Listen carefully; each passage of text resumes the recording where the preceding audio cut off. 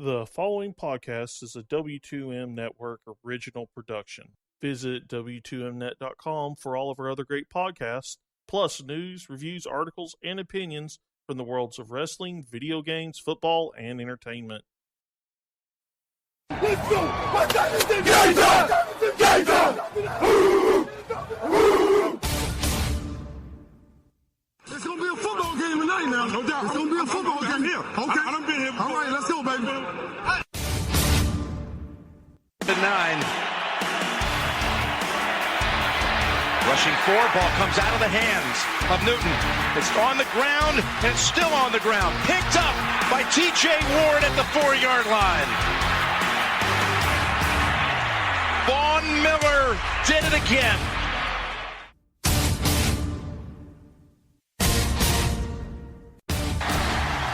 Alabama back on top of the college football world. Ladies and gentlemen, football to the max. Your host, Sean Garmer, Gary Vaughn, and Randy Isbell. Hello and welcome to another Football to the Max. Yes, I know we've been missing a lot. Apologize for that, but yeah, Gary is not here because he is not feeling well. He was having problems just talking to me on the phone, so we've just decided to do just Randy and I here. Randy dealing with a big snowstorm up there in Pacific Northwest. Yeah, it's definitely crazy here. Where I live, we're enough inland where usually the snow doesn't really hit us that hard. Every few years we'll get some snow, but this year it's been ridiculous. First time school has closed in 20 years, so my kid was extremely happy. They're 2 days away from Christmas vacation anyways, so I'm curious if they'll just go, screw tomorrow. The roads are better today, but with just 1 day left before Christmas vacation, I'm curious what they'll say tomorrow. Yeah. Just take it 1 day early? Yeah. But then don't they have to make up those 2 days if they just decide, Probably. I don't know. I don't know how it all works for elementary school. Well, I wish we got anything resembling cold weather here. But, it is what it is. With Miami weather here, it doesn't really ever get cold. But there was a Thursday night game. But before we get to that Thursday night game, because we didn't do a Week 14 recap show, one of the things we would have talked about, which was really weird because the team that we're about to talk about here, their coach got fired on Monday, and they have a game that just happened, about 5 or 6 hours ago. I mean, we talked about Jeff Fisher probably getting fired, or it was crazy that he got an extension. Would he get fired? He has been fired. Like, why not just wait till the end of the season at that point? You're going to wait so late into the season, I mean. Well, why? so here's the weird thing with the whole Jeff Fisher thing. I've never thought he has been that great of a coach to begin with, but this season was kind of a weird enigma. I think they gave him the extension in the offseason, which kind of was hidden, and then we found about it in season, but they did it in the offseason. I think they gave that to him going, listen, we know it's a rebuilding time. We went out and got Jared Goff. He is going to be a project. We have faith in you. I think that's what that was for. And then, as fans, we figured that they were going to go to Jared Goff sooner than they did, especially seeing what like Carson Wentz and Dak Prescott did. And they waited and they waited, and then, by the time they finally got to him, that you're going, okay, they're going with the rookie quarterback, so his job is safe because, you don't expect to go in here with a rookie quarterback and win games. But you look at what happened on Sunday and how poor of an effort that game was, and how just offensively and defensively and special teams, they got completely annihilated by Atlanta. They scored 14 points in the fourth quarter to make it, closer, but they were down 42-0 after 3. So I think at that point it was okay. Not only do we need to rebuild a lot of stuff, but you don't have this young team, and it's time to go. So I agree. It's very weird, just this whole situation. But I've never been a Jeff Fisher fan, so I can't say I'm that surprised. I mean, I can't say I'm that surprised either. I've talked about how really he had that one year where the Titans were 1 yard away from winning the Super Bowl, and that's about it. He's been pretty average aside from that. And that 1 year he was 1 yard away from the Super Bowl. The only reason he got there was the Music City Miracle. So, I mean, that was a weird year for Tennessee. Right. This is...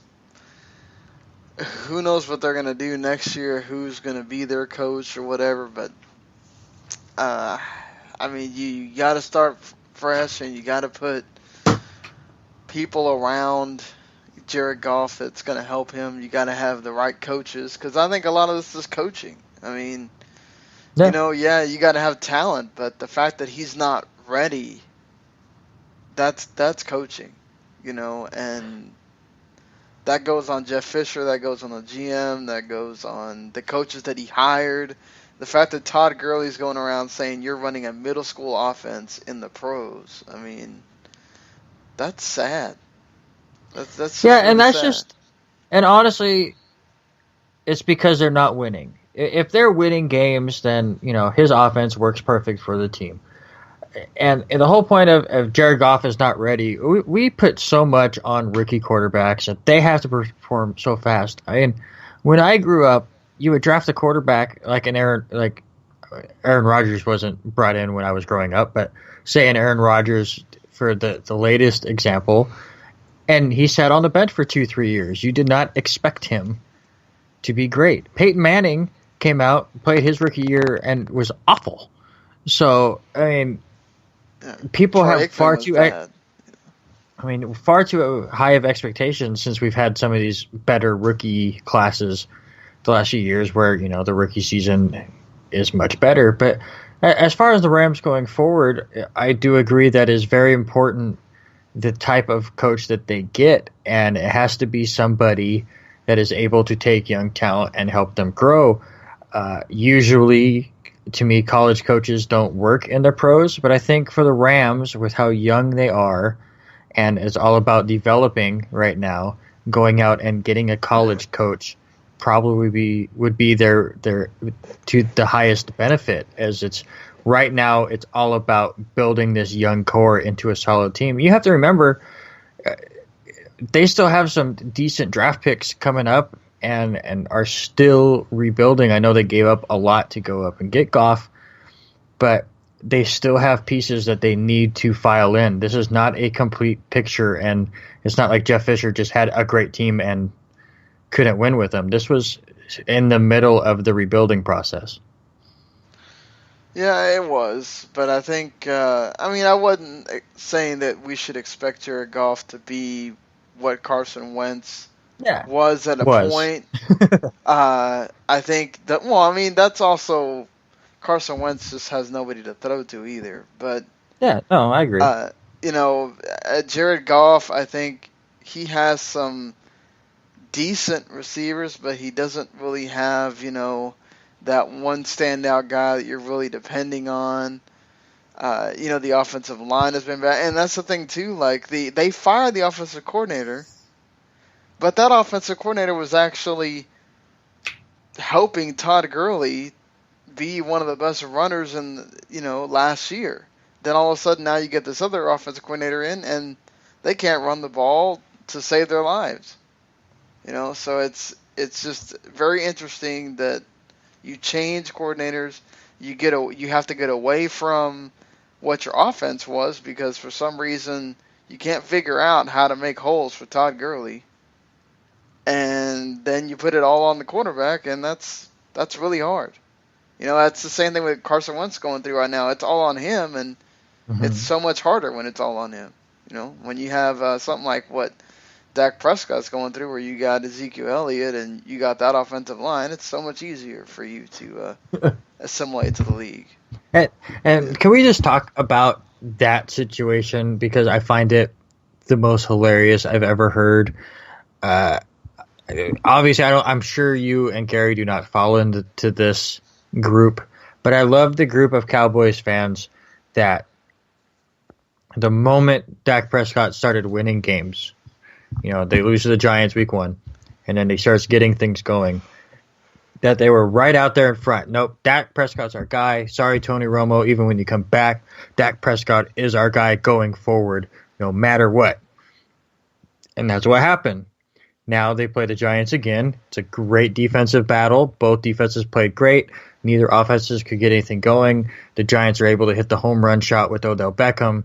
And then all you hear all over radio is, would we have won that game with Tony Romo?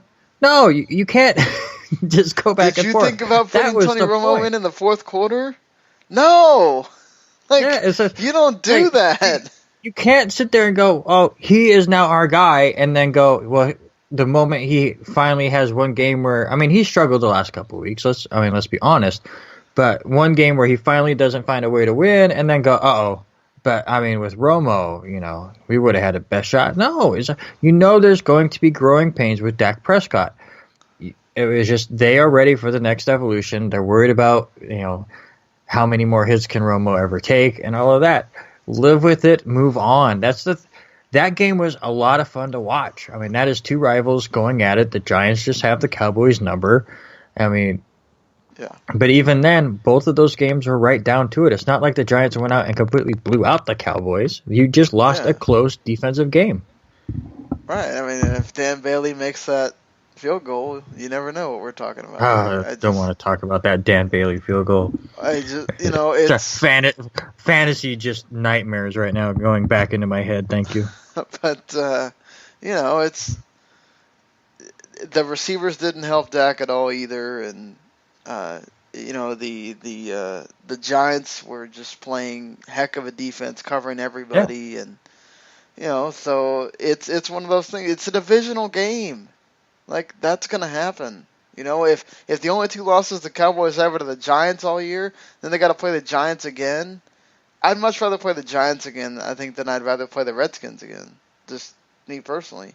You match up well with the Giants, and Eli Manning's gonna throw the game away, probably. That's what he does almost every time he plays the Cowboys or almost anyone else. Geez, there was about 4 interceptions the Cowboys could have had that they didn't get because somebody didn't catch the ball.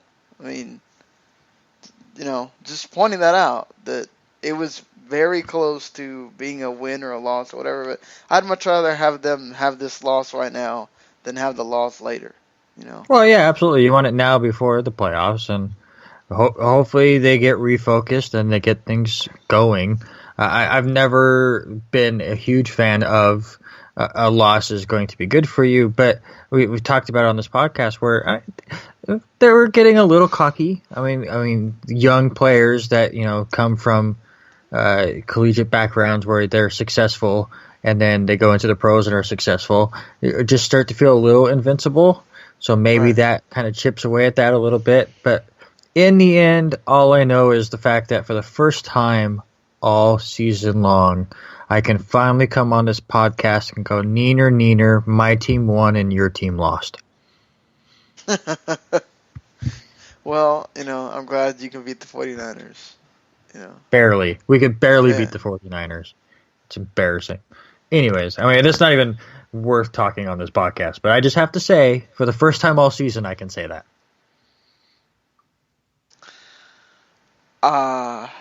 So before we get into it, there's this interesting situation with the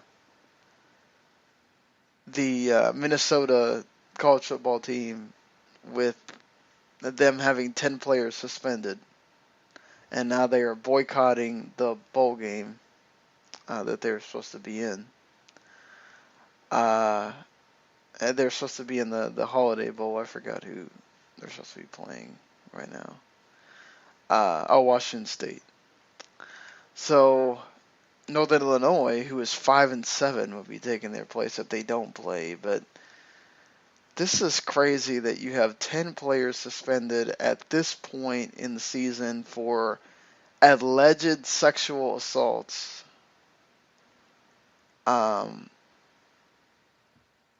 That apparently happened on September 2nd. The players want these suspensions lifted because they don't have all the people investigating don't have all the facts, and they want hard evidence before you're sitting here just suspending players. I mean, obviously, Baylor made this a very touchy subject. Yes. Before, where you do sort of now have to take the NFL approach, where you are suspended until you're proven innocent. I don't know. I mean, I think this is different when this is college kids and you're not getting paid while you're suspended like you are in the pros. That you're hurting them being able to play. I mean, yes, this is one game that they're missing, but it's their most high-profile game with possibly the most eyes on it all season. I don't know, because this, sexual assault is nothing to mess around with. It's a very terrible crime that you're alleged to be committing. I don't know. This is weird. But, Well, let me just put it this way.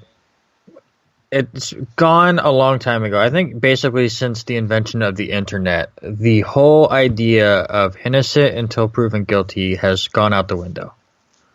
Because you are guilty in the mind of the public eye, no matter what. A story comes out that you're alleged of this, and people read it, and they go, "Oh, what terrible thing to happen! They just need to be, completely destroyed and all of that." And listen, if it did go down, absolutely, I'd, take them to the full length of the law, kick them out of school, and everything. But here's the thing: it's still alleged. It's still. Shouldn't you be waiting until the hearing to suspend these players? And that's where I'm saying but that's the problem. It's before it's okay. We're going to go through the process, and we'll figure it out. And I'm looking at the list of players, and it looks like all of them are underclassmen at least.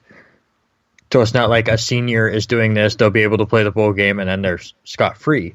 So, I mean, you still have plenty of time to punish these kids. But the problem is that in the public eye, this story comes out and people want retribution right now, whether they know the story is true or not.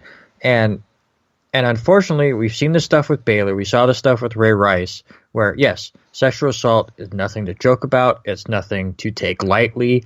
If these kids did what they're alleged to do, kick them out of school, fine them, arrest them, all of that. But you also have to remember, I want to say it was the Duke lacrosse team like a decade ago, where the same thing happened. They were accused of sexual assault. They were kicked out of school. The team had to forfeit all these major games, and then come to find out they didn't do any of that. From what I remember, I could be remembering that story completely wrong. So if I did, I apologize. But there are times, listen, false allegations happen, and that's why I say, as much as it's a terrible act if they did do it, to me, until you get through the investigation, you can't punish them. But once you go through the investigation, then you punish them. But you can't punish them, take them out of this bowl game, and then a few weeks later find out, oh, wait, they didn't do it. Because, listen, Minnesota doesn't have a great football team. This could be the biggest game that they get to play in their entire college careers, is in a Holiday Bowl. So to take that away and then they didn't actually do it would be tough. But unfortunately, that's the world we live in. It's the moment the story gets out there, you're guilty. It's terrible. It's a terrible system because social media and the like backlash that the school would get because you didn't, care about women's rights or Title IX or whatever. This is one of those where, I hope these guys didn't do anything and that they're being wrongfully accused and, they can... It's sad that the best case scenario is this is a false story. But... Well, yeah, I mean, the worst case is that they actually did what they're being alleged to do. I'm not saying you're incorrect in what you said. It's just it's a weird story to have to go, well, best case is it never happened, and then what do you do? Yeah. It's an uncomfortable topic to talk about. Yeah, it is. It's very uncomfortable when these things come up because not, these things seem to come up way too often. And it's scary at times how much this has to come up. But let's talk about the Rams and Seahawks game. The Seattle Seahawks win 24-3 to kick off Week 15. They win the NFC West with Tyler Lockett having 130 yards receiving and a touchdown. Russell Wilson throws for 3 touchdowns. And he won to Luke Wilson and one to Doug Baldwin. And Greg Zuerlein just gets the field goal. That's about it to make it 10-3, and that's about as close as Los Angeles got in at the end of the second quarter, basically.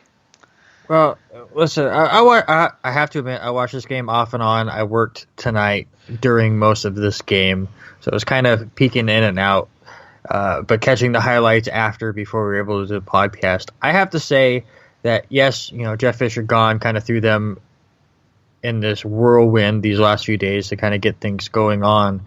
But I thought that the Rams got far too cute in this game against the Seahawks on the road. The fact that Jared Goff was off in this game. He had one touchdown pass get dropped. He had another one where he had a guy wide open. Nobody's within 15 yards of him, and he just missed him. But there was a point early on in this game, it's still 0-0. The Rams have a 4th and 1, I want to say inside the 15-yard line, and they decided to go for it and missed it. At that point, I was like, why give Seattle all of the momentum? Take your 3 points, have the lead, and go from there. Their defense played absolutely outstanding. Shortly after that, they decided to do a fake punt, and the punter threw it 5 yards too short, and it kept just being so disappointing that you see the Rams, hold the Seahawks back time and time again, and then the Rams offense not be able to do anything, and then they try to do something stupid, and they give the defense a short field.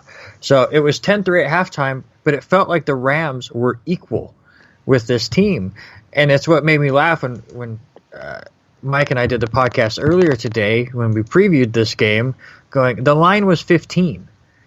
Seattle was favored by 15 points. The final score of their earlier meeting was 9-3. So we were seeing that again in this one. The two defenses were going back and forth. You had some ridiculous hits in this game. But I thought the Rams just blew opportunity after opportunity to start winning the field position or take the 3 points when they were given and went, no, we have to get 7. And unfortunately, instead of possibly having the lead at halftime, they were down, and then Seattle hit a couple of huge plays, especially the one 57-yard touchdown pass to Lockett to basically just blow this game out of the water. But it was just disappointing to see the Rams played so hard in this game, especially on defense against a tough team who was coming off an embarrassing loss at home. And in the first half, they were there. I think, honestly, coaching is what beat them in this game. Well, I mean, when you got Pete Carroll against whoever it was the Rams had, I mean, you're fighting a losing battle at that point. Yes. Fossil, by the way. It's the former Giants coach. No, it's the son of somebody else. It's Fassel, I think, is how you say his last name. It's Fassel. Yeah, but that's it's the son. But I think it's his son. The former I think Giants it's the son coach. of the Giants. Yes. Yeah. So I mean, hey, Why not get him some more coaching experience? There's the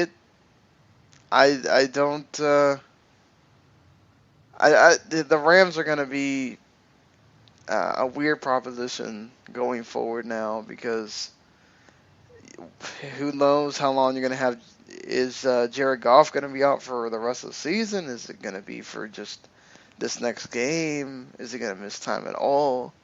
Because that's what you want this time for. Yeah, he definitely took quite the hit from Richard Sherman down the sideline on a play that didn't even count because there was offensive holding. But luckily, he does have the extra time off here because it was a Thursday night game. So hopefully he can pass through the concussion protocol, be back next week. If not, he'll be back the week after. But definitely they're just still in try to build some experience for next season kind of mode. But he was just Jared Goff. I mean, give full credit to the Seahawks defense because they're still great. But Jared Goff was just off tonight. Yep. Not that, he's really been on either, but True. It is what it is with Mr. Jared Goff. So, moving along, I guess, to what else is going on in Week 15, as I am sending you, I almost forgot, I'm sending you the invite for the Capital One Bowl Mania thing. Okay. To go be in the group. We're going to talk about some of these games since there's a bunch happening on Saturday, and then there's the one on Monday, and then we'll do some more previews when we go to the next show. But yeah, let's why not do that right now before we get into the NFL stuff. So the first bowl game is, why don't they have the name of the bowls here? That's terrible. I guess this isn't an actual bowl. Because this is not. It's showing in our Capital One Bowl Mania, but it's not showing in ESPN as a bowl. North Carolina Central Eagles against the Grambling Tigers, or Grambling State Tigers. Grambling State is 11-1, and the North Carolina Central is 9-2. No I'm clue. I'm going to go with Grambling State. Sure. Listen, I've watched a lot of college football this year. I have no idea. I couldn't even tell you a player. I'm just going to be honest, ladies and gentlemen. No clue. Yeah, no clue. So let's go to teams we might actually recognize here. The New Mexico Lobos, who were actually pretty good this year in the Mountain West against the Texas San Antonio Roadrunners in probably the actual first bowl that people recognize, the Gildan New Mexico Bowl. Basically a home game for New Mexico here. Yeah, absolutely. It's funny how sometimes that works out that way. As I clicked on the wrong thing, so I've lost my screen. Yeah, and listen, New Mexico's played tough. They were the team. Sorry, you threw these on me. This was the team that beat Boise State earlier this season. Mm-hmm. No, it's not. I'm lost. They beat Wyoming. They beat Wyoming. Wyoming was the team that beat Boise State, and that's where I'm getting things confused. So yeah, beat the team that beat Boise State. Somebody did that for Western Michigan, right? Where they were the team that beat the team that beat the team that beat. Right. Yeah. Western Michigan had 6 degrees of separation with everybody. This is where I'm at 2:00 in the morning. I don't know. Give me New Mexico. Houston against San Diego State. Should be pretty awesome. Yeah, absolutely. Houston is a team that I'm really confused about. I mean, obviously they started red hot this season, beating Oklahoma, and then, they lose to Navy and then play bad against Tulsa, lose to SMU, and it looked like they kind of gave up on the season. And then it looked like they were re-energized when they played Louisville. and just crushed Louisville in that game, and then just gave up again against Memphis. So I think talent-wise, they're better than San Diego State.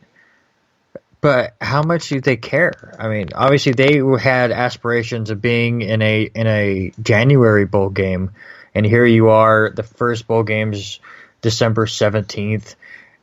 Do they care? I'm going to take San Diego State to win this game. Yeah, I mean, you don't have Tom Herman. That usually does play a factor at the end of the day a lot of times, where the old coach leaves, so now you're kind of just playing with, I guess, your assistant coach for this game.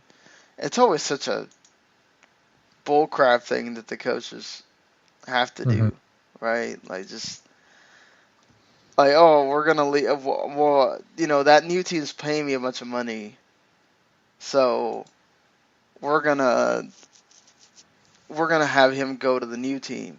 And even though this is like their last game, he doesn't even get to coach the last game. It's just kind of really shitty what they have to do. But yeah. Honestly, the big matchup here is Houston has a good defense, but that Donnell Pumphrey running back for the Aztecs, who's over 2,000 rushing yards this year, who's 108 rushing yards from breaking the all-time FBS career rushing record. That's the matchup I want to see, is if he can break that record. But yeah, like I said, give me the Aztecs. I'm going to go ahead and go for...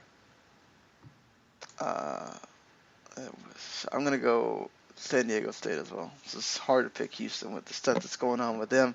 Appalachian State and Toledo, two offenses that can move the ball pretty well. I'm going to go with Toledo here. Yeah, Toledo definitely came on strong here at the end of the season. I remember ranking them for the last few weeks until they run into Western Michigan.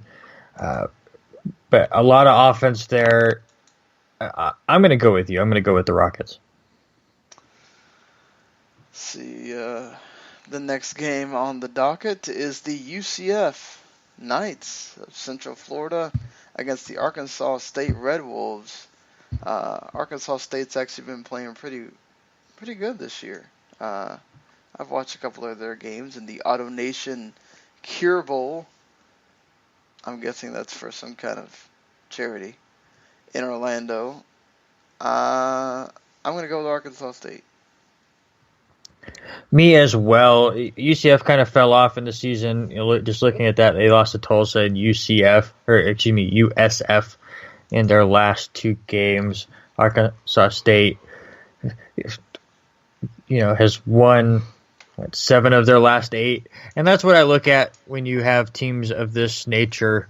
Where let's be honest, we may have seen a couple highlights, or if you live close to them, you know who these teams are. But on the national stage, we're picking rocks at this point. But I'll take Arkansas State as well. Totally right about picking rocks with some of these teams. You're just kind of like, all right, Louisiana Lafayette. I've heard good things about them. They've actually played pretty decent this season from, the couple of times I've watched highlights. Southern Mississippi is actually not. They've gone the other way. This is essentially a home game also for Louisiana Lafayette because it's in freaking the Superdome. So I'm going to pick the Raging Cajuns here. It's sad that we have so many bowl games that a team that goes 6-6 and is third in their division in the Conference USA Conference is still making a bowl game. A team that lost 5 of their last 7, and that's who we get in a bowl game, and that was Southern Mississippi, who I'm talking about. Give me Louisiana Lafayette as well. And the last one we're going to do here, Tulsa, who they score, and they score in bunches, and they usually will blow out a lot of teams. And the Central Michigan team, which their claim to fame is getting a win over Oklahoma State that they shouldn't have gotten. And it's here in Miami at Marlins Park. Think about it. If they don't get that crazy play, they're not in a bowl game. Well, they might be. Make There's a bunch of 5-7 teams. That's true. Because there's too many bowls. That's just Yeah. breaks everything. They don't get that lucky. Tulsa's playing great. Their only 2 losses since getting obliterated by Ohio State is they lost by 7 to Houston back when they cared. Or right after, I guess, they didn't care. And they lost by 2 to Navy, who has been pretty good. So I'm taking Tulsa here. Yeah, I'm going with Tulsa as well. So we'll be doing the rest of them on the Monday show. And then, we'll just keep going through that until we get to the end of those bowl games here. So, all right. So now we get to the games you probably are much more interested in, the NFL Week 15 games. We're going to start actually on Saturday. Yeah, I was going to say the games that people care about except for this first one. Well, the Dolphins are in playoff contention. Well, they were. And you know what? Matt Moore has been... He is what Josh McCown... what Josh McCown was... pretty popular last year. Matt Moore had his year where people thought he was actually going to be a pretty decent quarterback. He's been with the Dolphins for a long while. He knows the system. I think he could be decent here. They're actually favored in this game, and even though it's in MetLife Stadium, of course. Again, did you see what the Jets did in San Francisco in that first quarter? Yeah. I mean, the 49ers had to go out of their way to save their draft pick. I mean, that's what I watched on Sunday, was a team go, oh, wait, we're really beating up this team, but we have a good draft pick. Oh, look at us suck again. Oh, come on, New York, catch up. Please catch up. It was just a joke. But I will say this, and I said it on the Fantasy Podcast, so if you listen to both, for one, thank you. But I will be repeating myself. As a lifelong Jets fan, the Jets do one of 2 things. They either get really close to be able to make the playoffs, and then they find a way to screw it up, or they put themselves in a position to get a great draft pick, and then they screw it up. That's what they're going to do. They're going to win at least one of these last 3, if not 2. And I predict them to win this game only because of Matt Moore, who, yes, he's not a terrible quarterback, but he is a backup. And I thought this game was going to be close because it is in New York. It is that rivalry. Jay Ajayi ran all over the Jets in the first game. I think the Jets focus on shutting him down, make Moore beat them.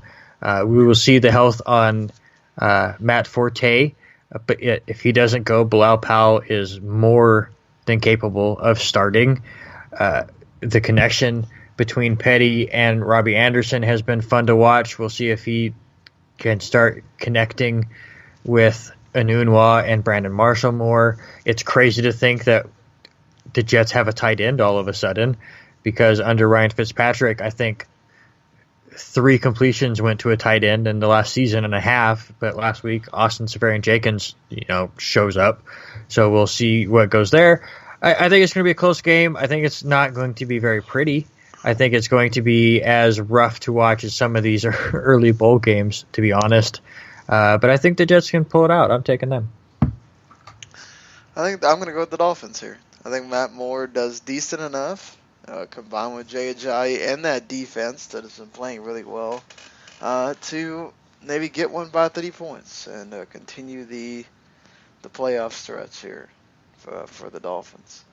You get a big historical divisional matchup with the Green Bay Packers going into Soldier Field to take on the Chicago Bears, where the Bears, the 3 games they've won, have all been at home. And whether it's Matt Barkley or Jay Cutler or whoever, they're going to give the Packers a game. I think this is going to be a close one, another 3-point game, but I think the Packers, look, Aaron Rodgers said they're going to run the table. You have to beat Chicago. You just have to beat them. The crucial thing is the weather, and it's forecasted to be 6 degrees on Sunday, which usually you would believe helps the running game. The Packers don't have a running game. James Starks was their running back. He got it in a car crash. Is going through the concussion protocol. They played in the snow last week, and they were fine. Well, no, it doesn't look like there's going to be snow. It's just going to be ice cold, like beyond ice cold. And I'm not saying it's going to be terrible. I'm just saying it would usually help the run. So I do like Jordan Howard for Chicago. I think, as you said, it's going to be closer. But because the Packers like to do the dink and dunks, I still think even though it will be really cold, I don't think it's going to affect them as much. We will see exactly how the calf injury does for Aaron Rodgers in that type of cold condition and if they're going to be able to keep that loose. But just too much talent for Green Bay, and they have been starting to get things figured out a little bit. So I am taking the Packers as well. Yeah, I think also when you look at it being ice cold, Matt Barkley comes from USC. Doesn't really get ice cold there. It's also a good point. And even when he was in Philadelphia, he wasn't playing. Aaron Rodgers, he's used to this. He plays in it every year. So I think the weather could be a big factor in making it hard for Matt Barkley. The Packers defense is definitely stepped up in these during this win streak. Perhaps it isn't close, but I'm going to stick with my theory that it is, just because it's the division game here. Another division game, the Houston Texans against the Jacksonville Jaguars.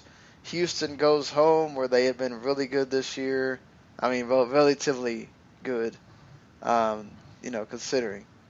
But, I got to go with the Texans. They find ways to win, even though they have, that guy at quarterback. But this is the Jaguars. Come on now. I am making the prediction right now that the Houston defense will catch more touchdown passes from Blake Bortles and return them pick sixes than the great mighty Pooh will throw for the offense of Houston. And I just want to throw this out here as well. The girlfriend hasn't 100% signed off on it, but I'm doing it anyways. As has been stated on this podcast a couple times, we are expecting a baby girl in April. And every time she takes a number 2, it's called the Osweiler. Oh my God. That's terrible.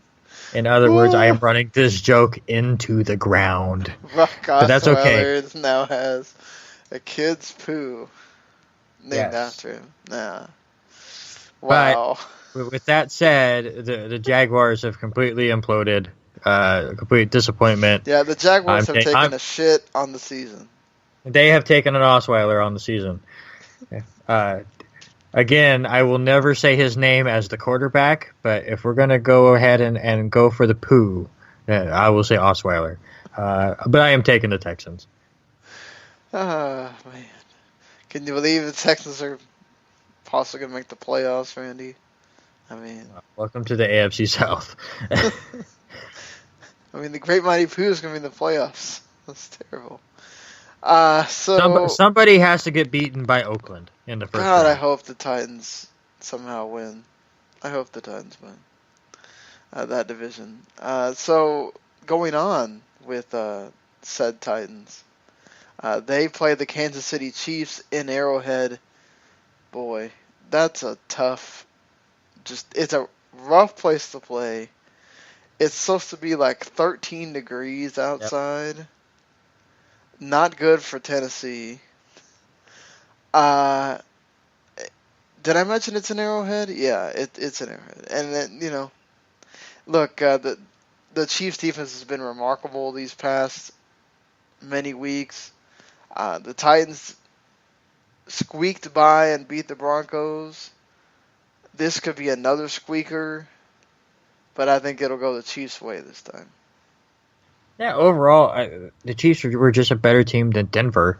So I think here at home, they should be able to take care of Tennessee, who is, again, one of the more impressive up-and-coming teams. But, the Chiefs struggled early on in the season, have definitely gotten things rolling here. They find ways to win. Their defense is great. They have that big play threat in Tyreek Hill now. Jeremy Maclin has come back just to add a little bit of sauce to that offense, but I don't think he's too much of a factor. But they just have too many weapons, and add in the cold and add in the fact that it's an Arrowhead. I'm taking Kansas City. The Browns against the Cleveland Browns taking on the Buffalo Bills in Buffalo. Nobody apparently wants to buy tickets for this game. I don't blame them. But somebody's got to watch it, right? I mean, I'm going to go with the Bills. Well, they would watch it if they would then put a giant screen, like bigger than in Dallas, over the field and put the red zone on it, and they just played underneath it. No, listen, I thought the Browns had a good chance to get their first win last week against a division rival. That first half completely imploded on them. They had a great effort in the second half, but could never catch back up. I don't see it here in Buffalo. The defense for Cleveland just, as much as they try, they just don't have the talent. And when you have game breakers like a Tyrod Taylor, a Sammy Watkins, a LaShawn McCoy, they're going to put up points. And Cleveland just can't keep up. I'm taking Buffalo. The Philadelphia Eagles going into Baltimore, where the Ravens got to keep winning to keep pace with the Steelers as well. I think the Ravens' defense is going to be too rough and tough on Carson Wentz. They really don't have much of a running game, but even if Ryan Matthews comes back, it's going to make it really hard for him to get going. And, they have a decent secondary to keep those, whatever you call those receivers, at bay. I think the Ravens win here. Yeah, nobody wants to watch the Browns-Bills game. Deep down, nobody wants to watch this Eagles-Ravens game either, even though, the Ravens do have a great chance to make the playoffs and win that division. They're just a boring team. And the Eagles have fallen off as well. Both teams are very defensive-based. So it could be an entertaining game late, but it's not going to be one if you like a lot of offense. If you're a big fantasy player, this game is going to put you to sleep. But it's going to be entertaining. But the Ravens at home, they're the better team. The Eagles have fallen off, so I'm taking Baltimore. Very interesting matchup here that has big implications for the NFC East. The Detroit Lions, who have not been that good away from home. They've been really good at home. Take on a Giants team that has been tremendous at home, 6-1 at home this year. And the Giants just come off that big win against the Cowboys. They know they got to keep winning to try to see if they have any shot in the division and just to make sure they wrap up that wild card spot as well. The Lions obviously try to keep pace with the Cowboys for home field advantage and the first round bye and all that kind of stuff as well. So lots going on here. Matthew Stafford in that hand. How much is it going to affect him? I just think the Giants, that defense, I think I trust them a bit more. And being at home helps. And I think this is one where Eli Manning maybe doesn't cost them the game here. Giants win.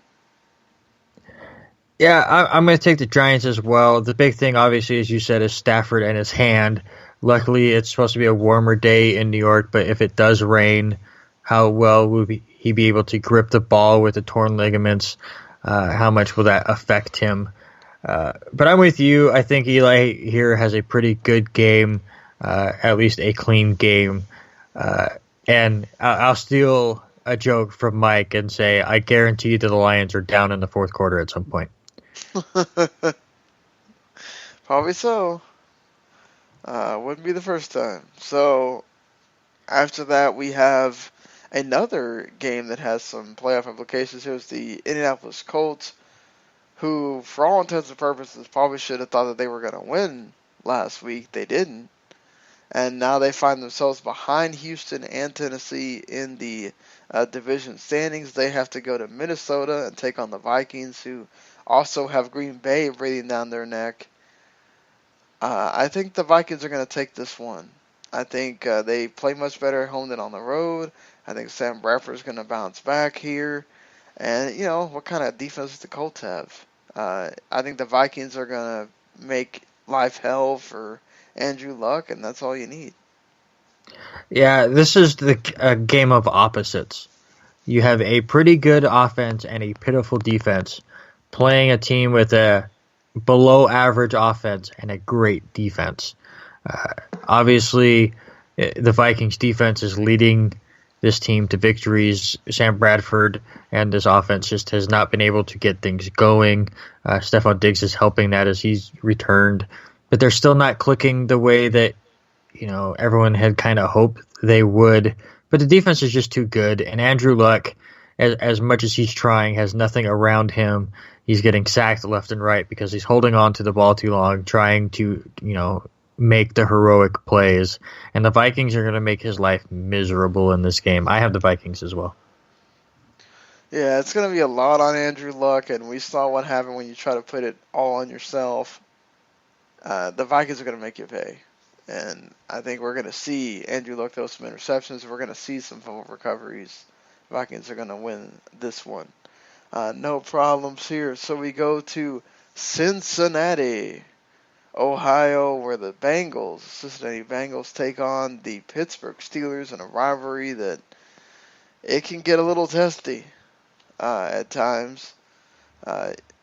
Should be interesting if any of that happens, but I think the Steelers are going to win this game. The Bengals are not going anywhere. The Steelers are. They need this game. They win it to keep it going. Actually, I'm going to go the opposite. I'm going to say Cincinnati pulls the upset. Yes, they have no playoff implications, but they would love nothing more than to hurt the playoff chances of the Steelers. Listen, they played in week 2. This game was close in Pittsburgh. Pittsburgh plays far different at home than they do on the road, and they struggle on the road as far as the offense goes. It looks like it might snow here. I think both running backs have a good game.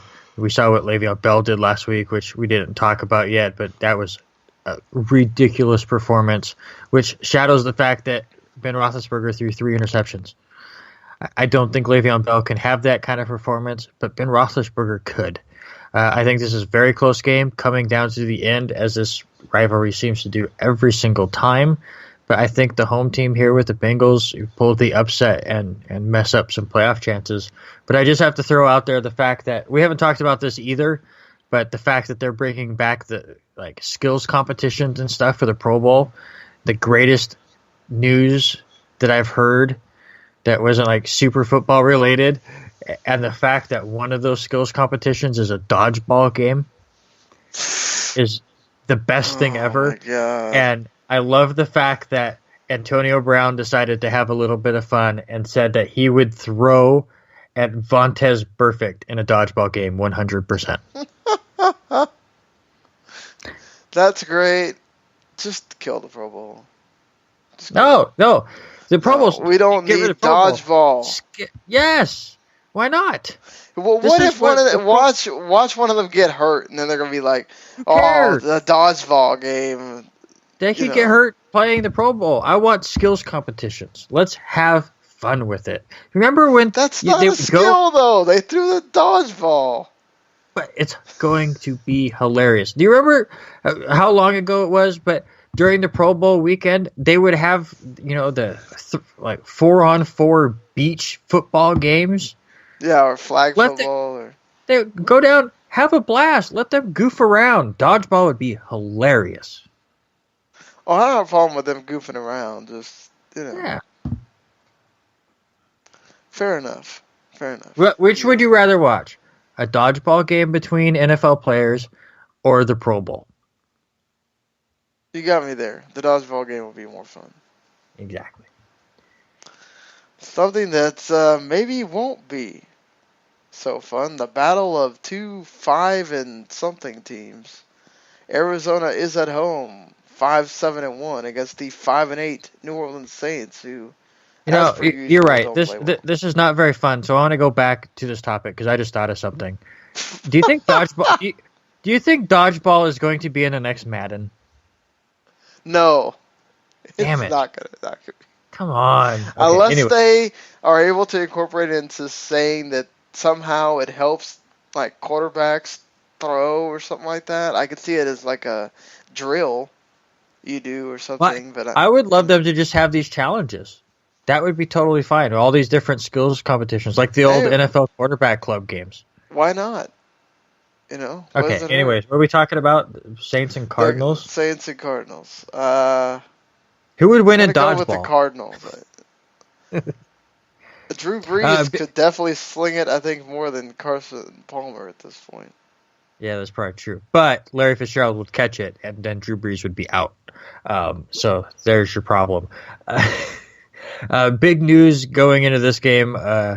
Michael Floyd cut by the Cardinals for a DUI, and I don't want to talk about where he went. We'll talk about it later. It makes me want to throw up a lot. I don't remember who I picked in this game. Hold on. It's such a mess. Can Drew Brees have 3 straight performances that are as bad as his first 2? I mean, could the third be good? Arizona's defense is pretty damn good. It really is, and I never thought he could have back-to-back games that bad, so why not have 3? I think this is going to be another one of those ugly games. Arizona's been a complete disappointment, but that defense has been improving. So is the Saints' defense, to be honest, but I'm taking Arizona. Taking Arizona as well. Falcons are going to beat the 49ers. Really? I don't think we need to assess this game. Seriously. You don't want to take the upset on that at all? No. Do you think Julio Jones comes back? Why? Oh. Just wait till the next game that matters. Where you have an opponent where he actually, might be needed. Well, they do get the Panthers. No, absolutely. I'm just asking. I was just trying to come up with anything to talk about that game, and that was about it. That was about it. So this is I'm going off the rails. Do you think they dare put Colin Kaepernick in a dodgeball game? Oh God, why not? What is it? Do you think he would just sit there? Sorry, I've lost it. Let's go. Would he sit there? Ha ha ha. No. I think he would be throwing the ball and running around. He's pretty elusive. He might be hard to throw the dodgeball. So it's been a long time since I'm running dodgeball into the ground and I'm loving it.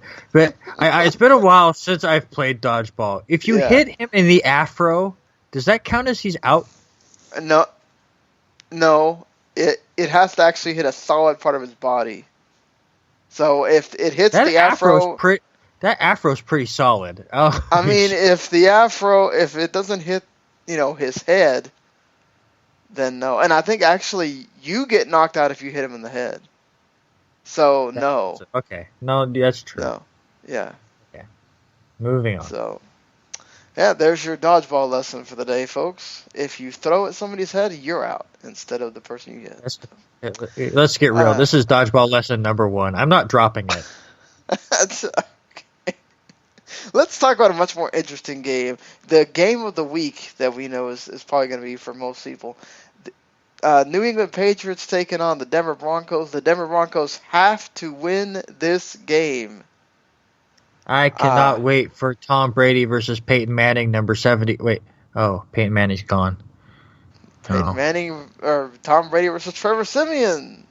It doesn't have the same ring to it. Let's just be honest.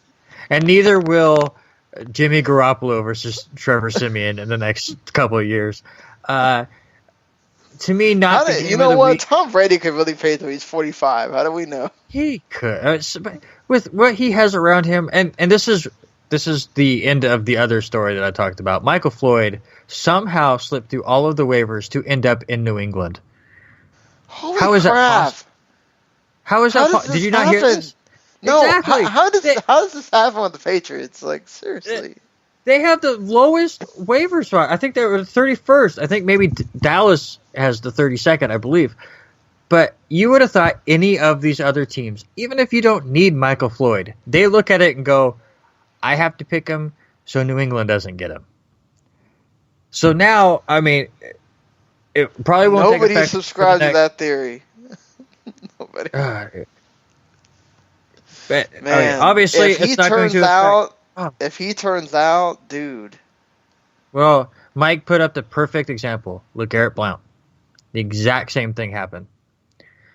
Well, but Blunt's been there for a while. Like, I think more of a guy would be like Brandon LaFell. But no, I'm talking about LeGarrette Blount, as Mike said, because he's a Steelers fan. He remembers this vividly. Basically quit on the Steelers because they were mad at him for smoking pot with Le'Veon Bell and getting him in trouble.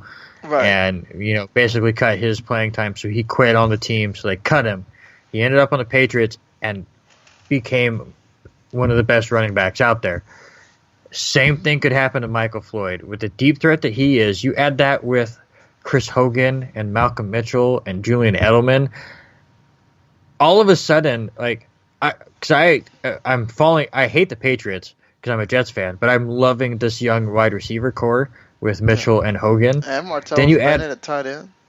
Yeah, I mean, they've never had a wide receiver core that I think is this talented. Now, yes, I also believe Tom Brady is making them this talented. Right. I mean, I don't think that you're knowing the names of Chris Hogan or Malcolm Mitchell the way we do if it's not for Tom Brady. Don't get me wrong. But Chris Hogan can spread the field. Now you have Michael Floyd that can do the same. Malcolm Mitchell and Julian Edelman will pick you apart inside 10 yards. I don't know how you stop them now, and it's just disgusting. It will be very interesting because obviously Floyd's not going to be a part of this game, and the Denver secondary is solid. You can run on them, however, so I think Blount has a pretty good game. But again, it's Brady versus Simeon.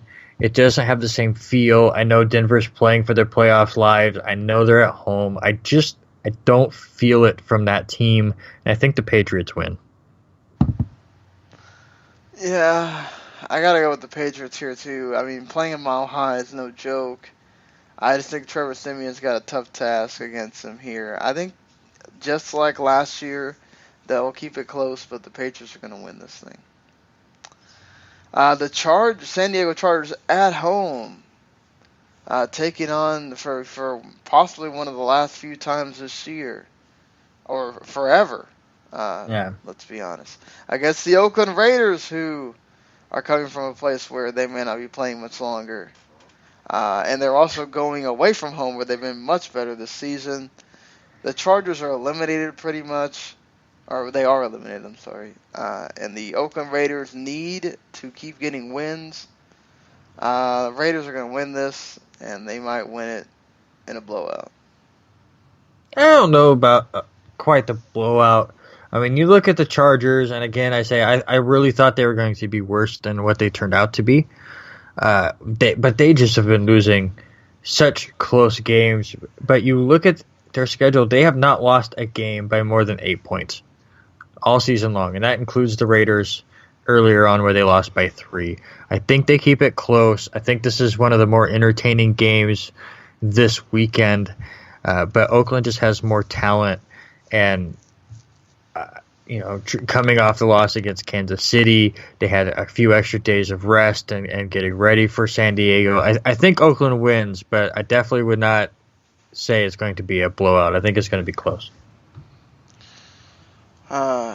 Yeah, Oakland for sure. So we get to the Monday night game.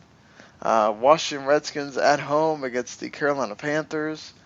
Washington has way too many offensive weapons, and the Panthers don't have enough people to stop them, not even close.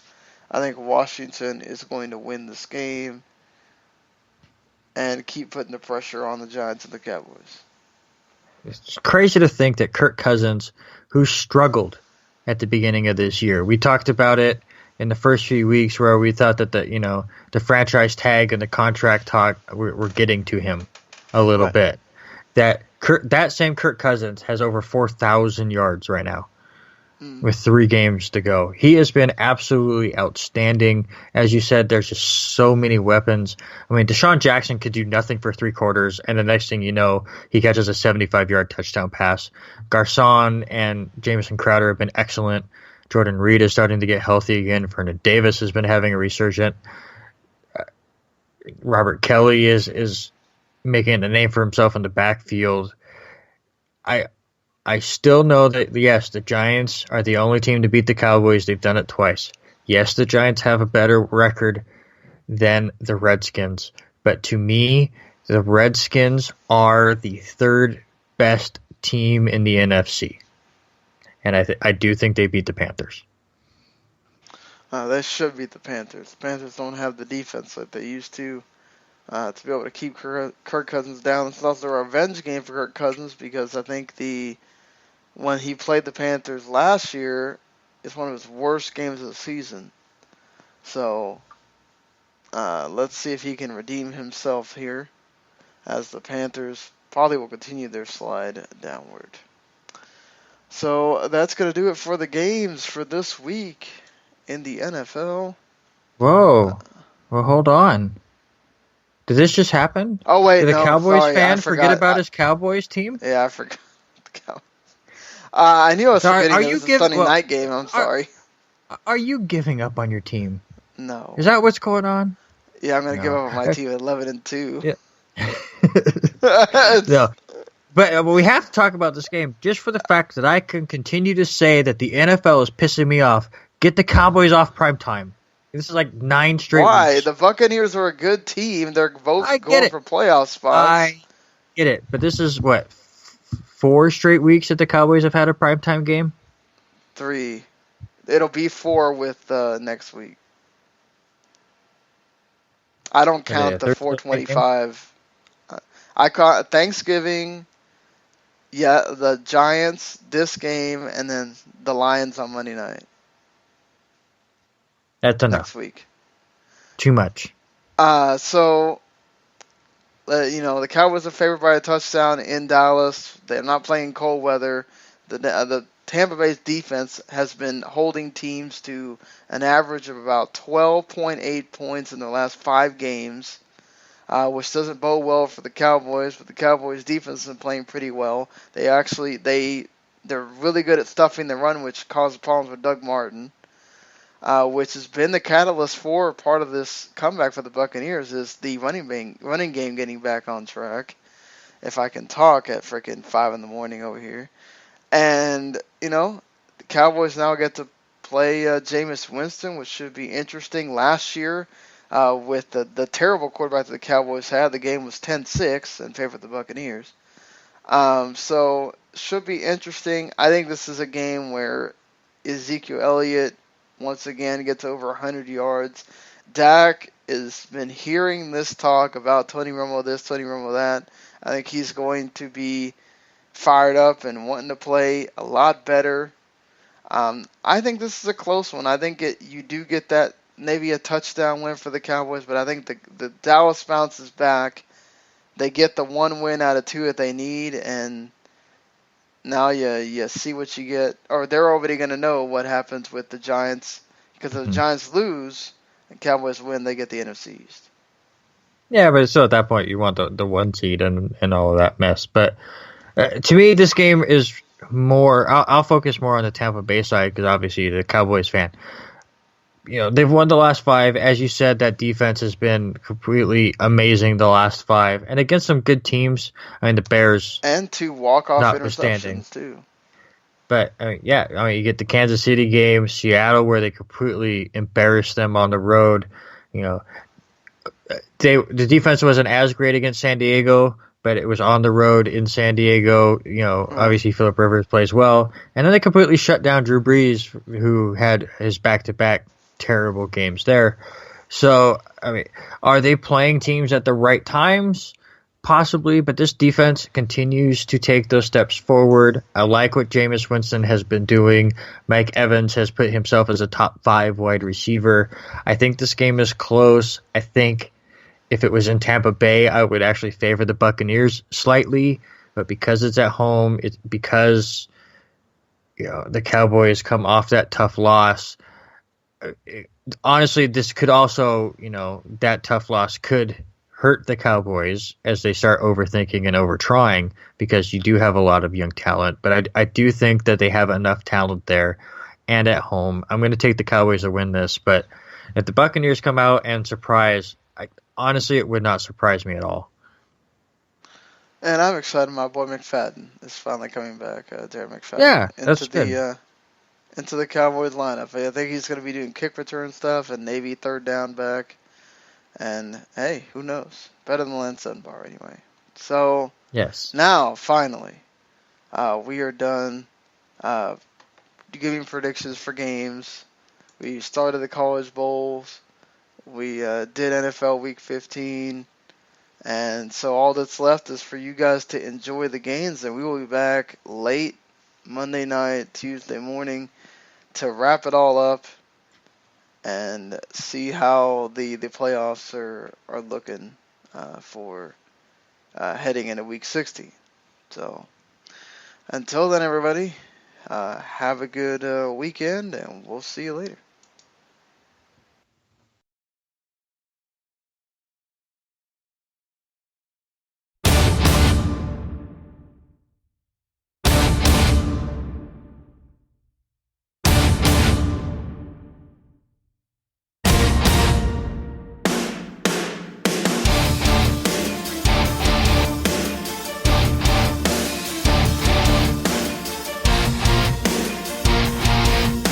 The following podcast is a W2M Network original production. Visit W2Mnet.com for all of our other great podcasts, plus news, reviews, articles, and opinions from the worlds of wrestling, video games, football, and entertainment.